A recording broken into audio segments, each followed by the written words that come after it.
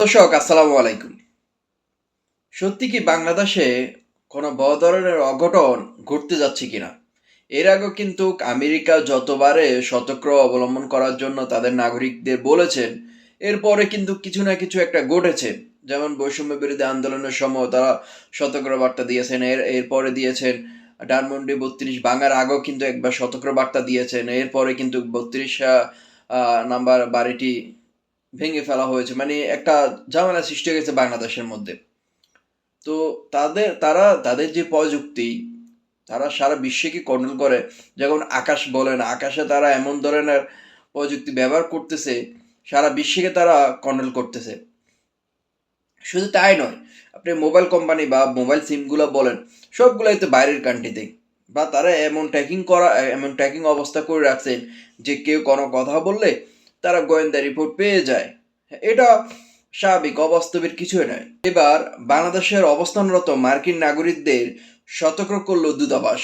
মার্কিন দূতাবাস আমেরিকান যেই যারা রয়েছেন বাংলাদেশে তাদেরকে সতর্ক করেছেন। তিনি বলেছেন, বাংলাদেশে অবস্থানরত যুক্তরাষ্ট্রের নাগরিকদের সতর্কতা অবলম্বনের আহ্বান জানিয়েছে ঢাকা মার্কিন দূতাবাস। বৃহস্পতিবার ২৯শে মে ঢাকার মার্কিন দূতাবাসের এক বার্তায় এই আহ্বান জানিয়েছে। দূতাবাসের বার্তা উল্লেখ করা হয়, সাম্প্রতিক বাংলাদেশ জুড়ে বিক্ষোভের সংখ্যা বাড়ার কারণে মার্কিন নাগরিকদের সতর্কতা অবলম্বন করা উচিত। মনে রাখা উচিত যে শান্তিপূর্ণ বিক্ষোভগুলো সংঘর্ষ সহিংসতায় পরিণত হতে পারে। হওয়ারই কথা, স্বাভাবিক। কারণ বর্তমানে আহ, বাংলাদেশের যে অবস্থা চলতেছে, সরকার আর বিএনপির সাথে মেয়র ইশরাককে নিয়ে পাল্টাপাল্টি কিন্তু কর্মসূচি। এদিকে কিন্তু ইশরাক মনে হয় না যে আর মেয়র পদটা পাবে। কারণ প্রধান বিচারপতি যেভাবে ইঙ্গিত দিয়ে দিয়েছেন, প্রধান বিচারপতি বলতেছেন ইসির কোনো জায়গায় ঝামেলা রয়েছে। যেখানে প্রধান বিচারপতি এ ধরনের কথা বলছেন, তার মানে হচ্ছে ইশরাকের আশা অনুরূপ মনে হয় না যে ইশরাক মেয়র হিসাবে শপথ গ্রহণ করতে পারবে।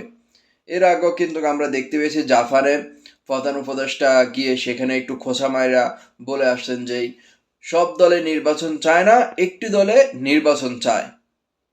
এ নিয়ে বিএনপি কি কোনো কর্মসূচি দিতে পারে কিনা, বা এদিকে আমলিকেরকে নিষিদ্ধ করা হয়েছে। আমলিকেরও তো একটু বড় একটা অংশ রয়েছে বাংলাদেশে। তো তারাও তো একটা নির্বাচনের আগে কোনো একটা কিছু করতে চাইবে।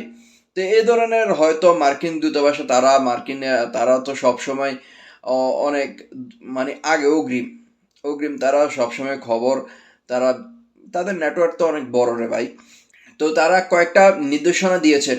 তো মার্কিন মার্কিন নাগরিকদেরকে কয়েকটা নির্দেশনা দিয়েছেন, যে এগুলো হলো ব্যক্তিগত নিরাপত্তা পরিকল্পনা পর্যালোচনা করা, স্থানীয় অনুষ্ঠান সহ আশেপাশের পরিবেশের সম্পর্কে সচেতন, স্থানীয় সংবাদ চ্যানেলগুলো পর্যালোচনা, বিক্ষোভ এড়িয়ে চলা, আশেপাশের পরিবেশের সম্পর্কে সচেতন থাকা।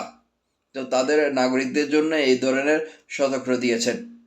তো দেখা যাক বাংলাদেশে কি হয়, বাংলাদেশের অবস্থা। এর আগে কিন্তু বিএনপি ছাত্র দলের একটা তারুণ্য সমাবেশ দিয়েছে বাংলাদেশে।